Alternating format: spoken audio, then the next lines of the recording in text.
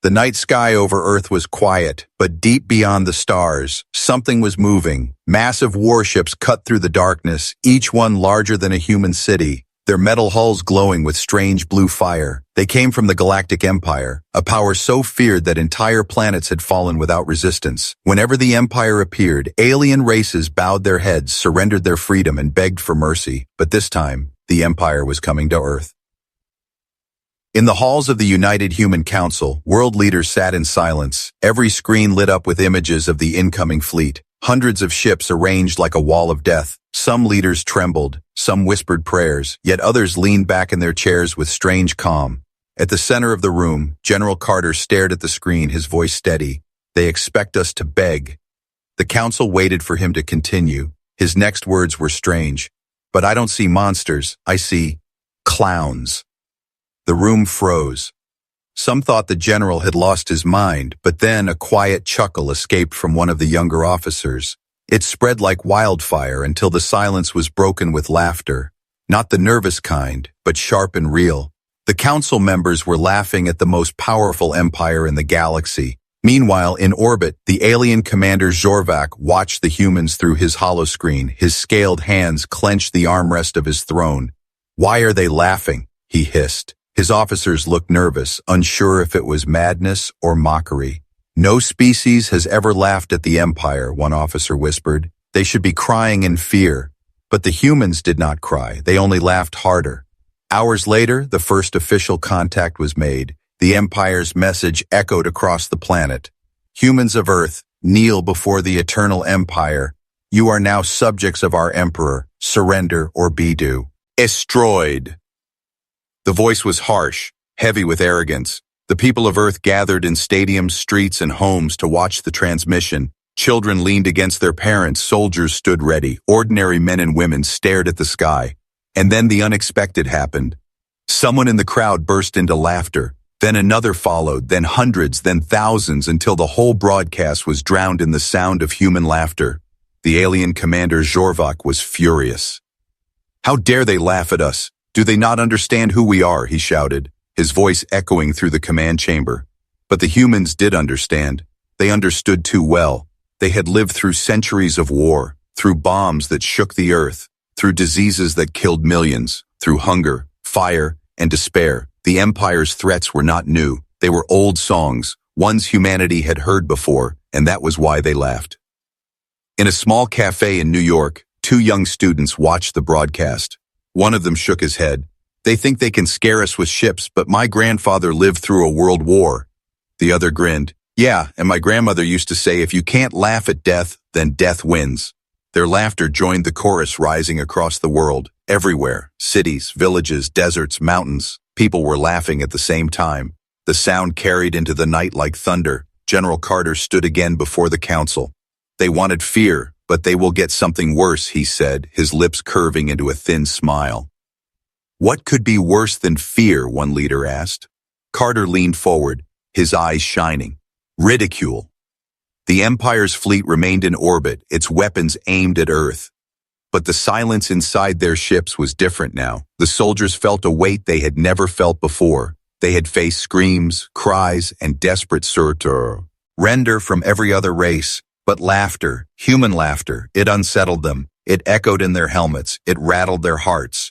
Some even whispered to each other in private, "What kind of species laughs at war?"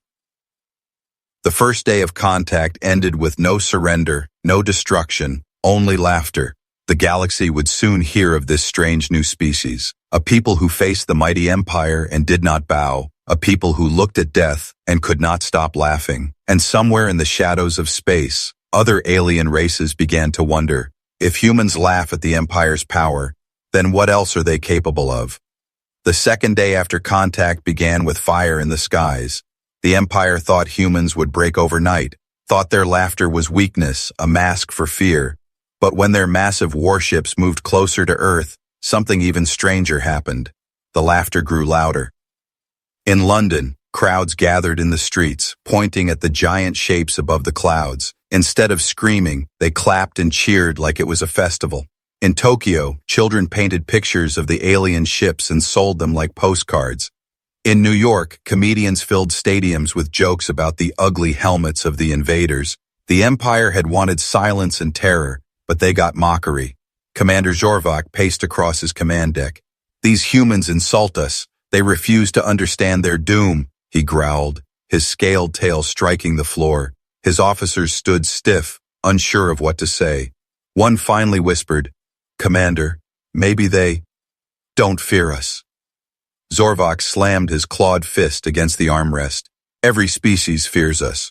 If they do not, we will make them." At that moment, the Empire broadcast their power. Gigantic cannons on their warships charged with red energy, bright enough to light the night skies of Earth. The sound of crackling thunder rolled across the planet. Billions of people watched, waiting for the first strike. The Empire expected panic, cries, and surrender, but instead the first so came from a group of human soldiers stationed in Alaska. One soldier leaned on his rifle and whistled. "That's it? Looks like fireworks from the 4th of July. The others laughed, their voices carried over the live broadcast. Within minutes, millions of people across Earth were laughing again. The laughter rolled like a storm, drowning out the threat of the cannons. Zorvak's claws dug into his throne, his eyes wide.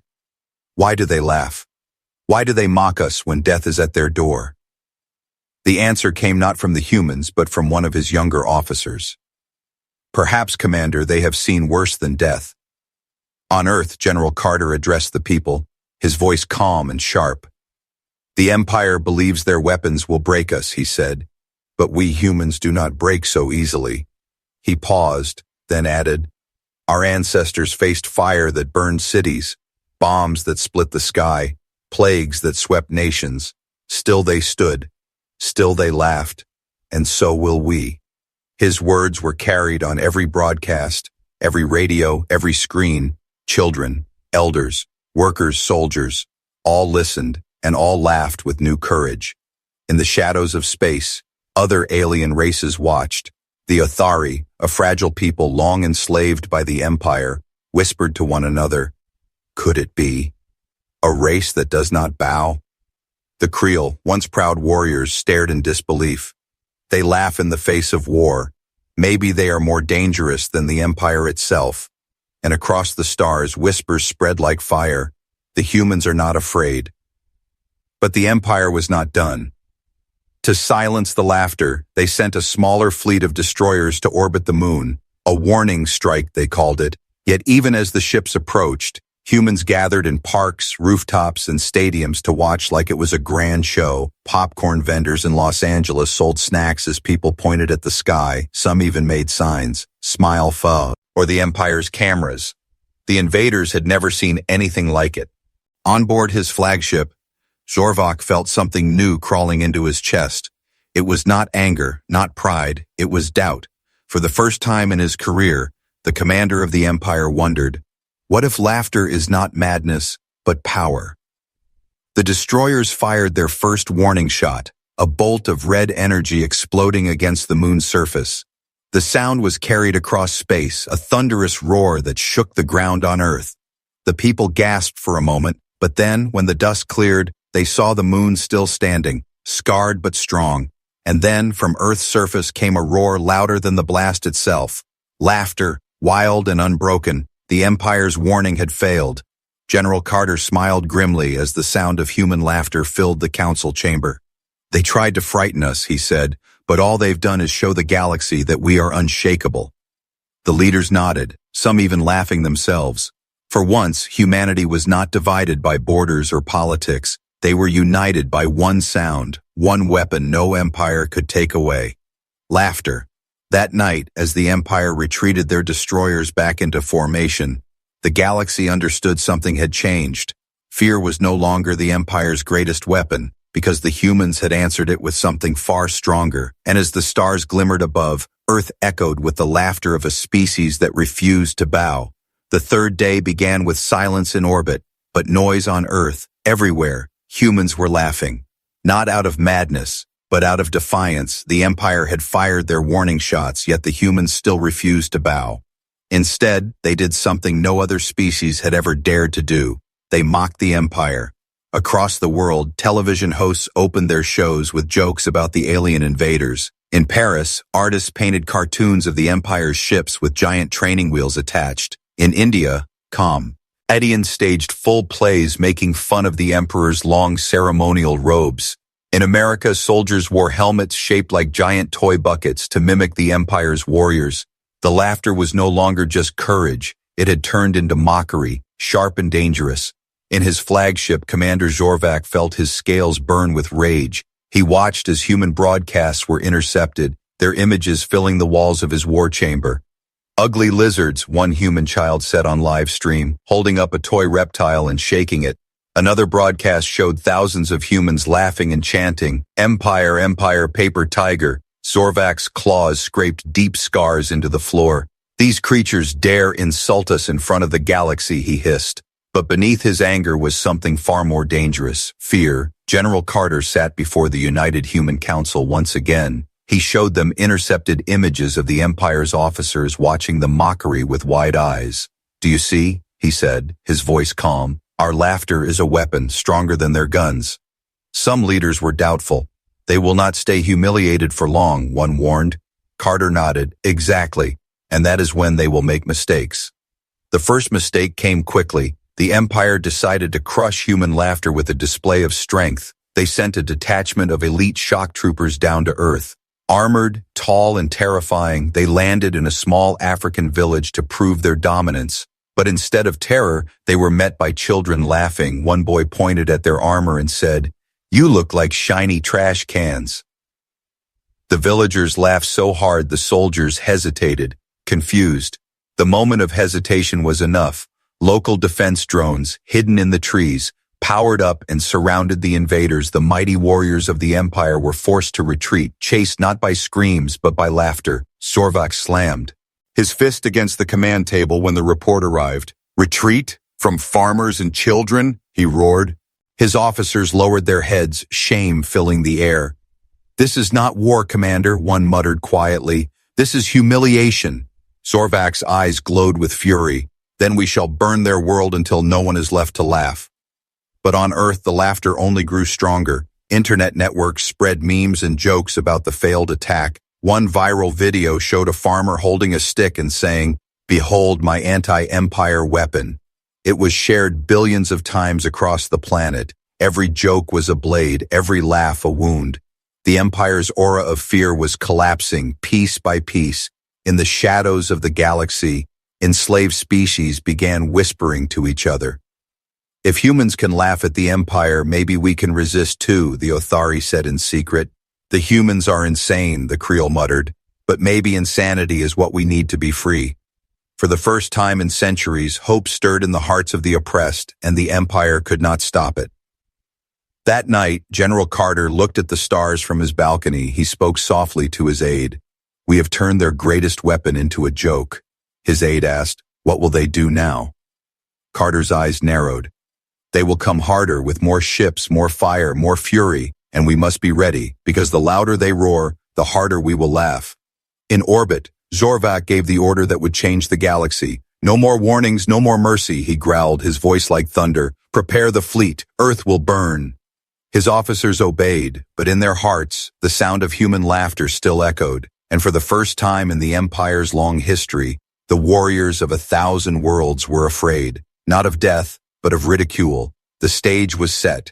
The laughter of humanity had become a storm, and the storm was about to crash against the might of the Empire. The fourth day began with fire. The Empire had grown tired of lie. Utter tired of humiliation, Commander Zorvac ordered his fleet forward, his voice booming across the command deck. "No more warnings, no more games. Show them what the Empire is." And so 1,000 warships darkened the skies above Earth. Cities across the planet shook as shadows fell over them. Children pointed to the skies, soldiers gripped their rifles, families huddled together. But unlike other worlds that had bowed before the Empire, Earth did not kneel. They looked up at the death above them and laughed. In stadiums, rooftops, and public squares, people cheered as though waiting for fireworks. The invincible fleet of the Empire had become a stage for human mockery. Zorvac's eyes narrowed in rage. "They mock us even now," he growled. "Prepare the first strike." His officers obeyed, charging colossal cannons, weapons strong enough to vaporize entire cities. On Earth, warning alarms blared, screens lit up with red alerts. The first real clash was coming. General Carter stood before the Human Defense Network, his face calm. He gave one order. Wait. His officers looked shocked. Wait? Sir, they're about to fire. Carter nodded slowly. Yes, and when they do, we will answer. Not with fear, but with something far stronger. Above the Pacific Ocean, the Empire unleashed their wrath. Bolts of crimson fire rained from the sky, striking the water with violent explosions. The ocean boiled, waves rose like mountains, thunder roared across the world, billions of people gasped. The earth itself seemed to shake under the fury of the Empire. For a moment, silence fell. Then a fisherman in a small coastal village raised his net, half burned by the blast. He looked at the cameras broadcasting to the world and shouted, "Is that all you've got?" The crowd erupted with laughter, and across the globe, people began laughing louder than before. The Empire's greatest weapons had not broken humanity, they had made them laugh harder. Inside the human defense bases, hidden weapons began to awaken. For years, humanity had prepared, quietly building machines of war beneath mountains and under oceans. Now they revealed them. Swarms of stealth drones rose from hidden bunkers, invisible to alien scanners. Railguns hidden in cargo ships emerged, pointing toward the skies. Satellites that had once been used for communication now unfolded into orbital cannons. The Empire thought they were attacking a fragile world, but Earth had been waiting. The first counterattack came swift and merciless. A volley of railgun fire pierced the shields of 3 alien cruisers, tearing them apart. Drones swarmed the skies, slicing through the Empire's fighters with precision strikes. The laughter of humanity was matched with the roar of human weapons. And for the first time in history, the Empire's mighty fleet staggered. Zorvak gripped the edges of his throne, his voice shaking with fury. "Impossible! Their weapons are primitive. They should not even scratch us." But they did, and worse than that, the humans kept laughing as they fought. Every destroyed cruiser was met with cheers. Every downed fighter was mocked by soldiers with raised fists. On Earth's streets, civilians chanted, "Is this the mighty Empire, or just a circus in the sky?" In the galaxy's outer worlds, enslaved races watched the broadcast with wide eyes. "They fight and laugh at the same time," whispered an Athari elder. The Creole warriors, broken for centuries under the Empire, grinned for the first time. "This is how warriors should be," they said, with fire in their hearts and laughter on their lips. But the battle was not over. The Empire retaliated with a full strike, their battleships unleashing a storm of plasma fire. Cities trembled, skies burned, oceans boiled. Yet the humans did not hide. They answered with cunning holographic decoys, fooled enemy scanners. False cities shimmered while real cities went untouched. Trap mines disguised as satellites exploded, tearing through alien destroyers. And through it all, Earth echoed with the sound of laughter. By the time the clash ended, dozens of alien ships burned in the sky, their wreckage falling into the ocean like shooting stars. The Empire had not expected resistance, and they had not expected mockery. They had faced enemies who cried, enemies who begged, enemies who bowed, but never enemies who laughed while fighting. General Carter stood in the command hall watching the burning skies. "They came to frighten us," he said, "but now it is they who are afraid." Behind him, the room erupted with laughter, powerful and unbroken. Far above, Commander Zorvak sat in silence, his fleet damaged, his pride shattered. And in that silence, for the first time in his life, he wondered, what if the humans cannot be conquered at all? The 5th day of contact was unlike any before. The skies above Earth were still scarred by smoke and fire, wreckage of alien ships drifting like broken stars. The Empire had attacked with fury, but they had not won. Instead, they had been mocked, humiliated, and forced to retreat. And now, something even more dangerous was spreading. Doubt, across the galaxy, whispers moved like shadows. On the slave worlds of the Othari, miners leaned on their tools and whispered, "The humans fought and laughed, they are not afraid." In the hidden caves of the Creole, warriors scarred by centuries of defeat grinned as they passed around stolen images of Earth's laughter. On distant stations ruled by the Empire, alien traders muttered to each other, If the humans can laugh at the Empire, then maybe the Empire is not unstoppable after all. Commander Zorvak felt the weight of those whispers even in his flagship. Reports flooded in, not of victory but of shame. His officers stood stiff and silent, avoiding his eye. Shepsa. Why do they laugh? Zorvak demanded, his voice breaking the silence. Why does their laughter spread across the stars like fire? No one dared answer. For the first time in centuries, an Empire commander stood not as a god, but as a fool. On Earth, General Carter addressed the world once more. They wanted us to kneel, he said, his voice steady. But instead, we showed them the truth. He raised a hand, pointing to the sky where wreckage still glowed red. They are not invincible, they are not untouchable, and most of all, they are not worthy of our fear. The crowd watching in every city erupted with cheers and laughter. The sound carried through the networks, bouncing across satellites, leaking into space for the galaxy to hear. In a small village in Africa, children painted the Empire's ships on walls, drawing giant clown faces over them. In South America, farmers built scarecrows wearing mock versions of alien armor, laughing as they kicked them down. In Europe, musicians wrote songs that mocked the alien commander, their choruses filled with humor and defiance. Every laugh, every song, every joke was another weapon, and the galaxy was listening. Zorvak called a meeting of his fleet commanders. They gathered in silence, their armor gleaming, their pride wounded. One finally spoke. Commander, our soldiers whisper in fear. They say humans are cursed. They say humans are mad. Another added, they fight as if war is a game. They do not break. They only laugh. How can we defeat such an enemy? Zorvak's tail struck the floor. Enough, he snarled. But even his voice shook. He looked at his commanders, and for the first time, he saw doubt in their eyes. Back on Earth, scientists and historians spoke on broadcasts. They explained why humanity laughed. We laugh because we have already survived worse, one said. We laughed in the trenches of world wars, we laugh. And in burning cities, we laughed even when bombs split the sky. Another added, to the Empire, war is terror, but to us, war is history. And laughter is how we tell the universe that we are still here. Their words carried across the stars, turning into a flame of resistance. On the distant planet Vera, a slave miner raised his fist, shouting, if humans laugh at the Empire, so will we. The guards tried to silence him, but laughter spread through the mine tunnels. On the station of Drakthal, merchants mocked the Empire openly, selling toys shaped like Zorvak's helmet. Everywhere, the cracks in the Empire widened. Their greatest weapon had been fear, and now fear was slipping away. General Carter stood at the balcony of the council tower, looking out at the lights of Earth. He whispered to his aide, we have done more than defend our world. We have broken their mask. His aide asked softly, what happens now? Carter's eyes narrowed. Now the galaxy waits. The Empire will return with everything they have, and when they do, we must laugh louder than ever before.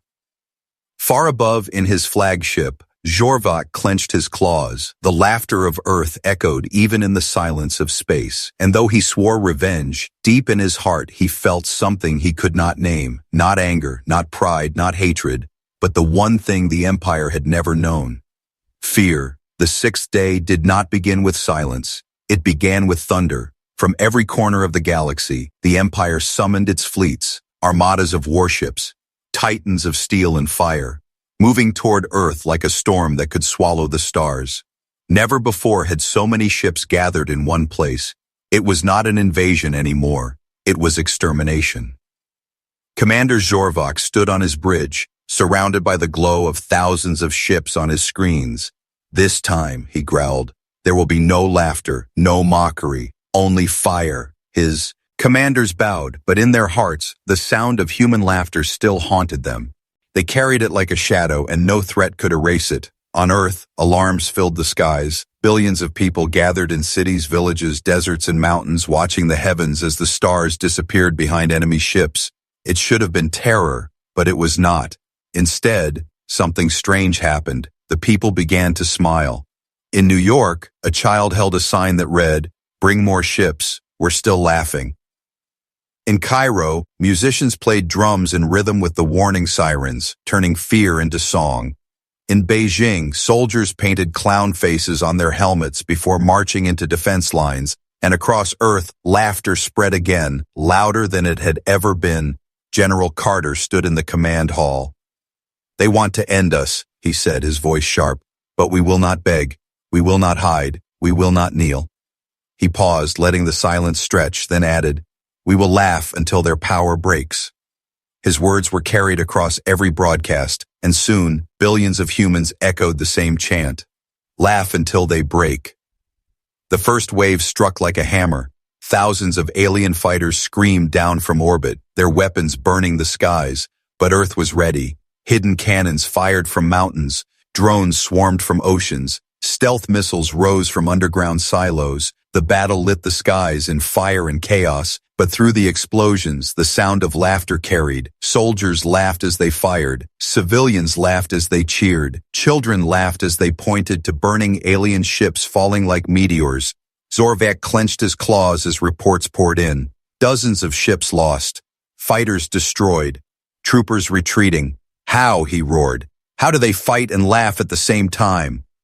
His officers did not answer, for they too heard the sound of human laughter through intercepted transmissions, and it rattled them more than any weapon. The battle raged for hours, the skies filled with wreckage, but something even more dangerous than human weapons was spreading.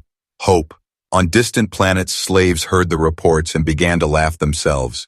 In the mines of Othari, workers shouted, "If humans laugh at the Empire, so do we." In the camps of the Creel, warriors raised their fists and roared with laughter. Every laugh was rebellion, every chuckle was resistance. The Empire's greatest power, fear, was collapsing. On Earth, a group of engineers broadcast a message directly into the Empire's channels. They showed videos of humans laughing at the invaders, soldiers cracking jokes in the middle of battle, children mocking alien helmets. One engineer said into the transmission, "You thought fear ruled the galaxy, but laughter is stronger than fear." The feed spread like wildfire, and millions of enslaved eyes across the stars saw it. For the first time, they saw the Empire not as gods, but as fools. The Empire struck again, this time unleashing titanic dreadnoughts, weapons that could shatter continents. But Earth was not alone anymore. Across the galaxy, rebellion sparked. The Creels sabotaged the Empire's supply lines. The Othari miners destroyed fuel depots. Even traders turned against the Empire, refusing to supply them. The galaxy itself began to laugh. General Carter watched as the Empire's largest dreadnought exploded under a coordinated human strike. He turned to his officers, a smile on his face. "Do you hear it? That sound?" They nodded. The sound was everywhere. Laughter, rolling across Earth, across space, across the galaxy itself. Zorvak fell silent on his bridge as another ship burned before his eyes. For the first time, he saw his empire trembling, not because of weapons, not because of numbers, but because of something far more terrifying to tyrants, because the galaxy was no longer afraid. The seventh day was not a day of silence, it was a day of echoes, the echoes of burning warships falling across the skies of Earth, the echoes of laughter rising higher than fear. The Empire had thrown everything it had, the largest fleet in its history, yet still, the humans stood, and worse for the Empire, they laughed. Commander Zorvak sat in his flagship, his eyes burning with disbelief. Around him, screens showed the chaos. Dreadnoughts destroyed, fleets shattered, soldiers in retreat. He clenched his claws, whispering, "This cannot be. This is the eternal Empire. No race has ever mocked us and lived." But deep in his heart, he knew the laughter had broken them. On Earth, the people gathered in the ruins of cities, not to weep, but to sing. Drums echoed in Africa. Violins played in Europe, flutes danced in Asia. Everywhere, music and laughter filled the air. Children painted stars with smiling faces. Soldiers joked about the invaders even as they cleaned their rifles. It was not just survival, it was victory of the spirit. General Carter addressed the world one final time. "The Empire came with fear," he said, "but fear is nothing before unity, nothing before courage, nothing before laughter." His words spread across satellites, bouncing across every corner of the galaxy. Billions of enslaved eyes saw him, billions of ears heard him, and then something impossible happened. On the mining world of Othari, slaves laughed openly for the first time in centuries. On the warrior camps of the Creole, fighters raised their voices in mocking chants against the empire. On hidden colonies, refugees cheered and sang. Everywhere, laughter spread like a virus, a sound the empire could not silence. The galaxy was no longer afraid. Zorvak tried one last desperate move. He ordered the fleet to regroup, to strike again, to show strength, but his soldiers did not obey. Many rises fused to fire. Others laughed bitterly in defiance. One captain even broadcast his surrender live, saying, "We cannot fight those who laugh at death itself." The mighty empire was unraveling ship by ship, heart by heart. On Earth, people watched as alien ships began to retreat. Some even lowered their weapons, drifting away into the black void. Children pointed and shouted, "Look, the clowns are running." The crowd erupted into another wave of laughter, and with that sound, the Empire's grip on the galaxy broke forever. General Carter stood on the balcony of the command tower, looking at the stars. "They thought laughter was weakness," he whispered, "but it was our greatest strength." His aide asked softly, "What happens now?" Carter smiled. "Now the galaxy learns to laugh." Across the stars, laughter echoed. The Othari, the Creole, the enslaved and the broken, all lifted their voices. The empire that had ruled for millennia with terror crumbled in a single week. Not because humans had the strongest weapons, not because humans had the largest fleet, but because humans had something no empire could conquer: the courage to laugh in the face of death. And so the story of Earth spread through the galaxy, the story of a people who mocked fear, who turned terror into a joke, who laughed until the chains of tyranny shattered. The galaxy joined the laughter, and the empire was no more. In the end, humanity did not just survive, they became a symbol, a reminder to every world, every race, every child born under the stars, that sometimes the sharpest blade is not a sword, the strongest shield is not steel, sometimes the greatest power in the universe is laughter.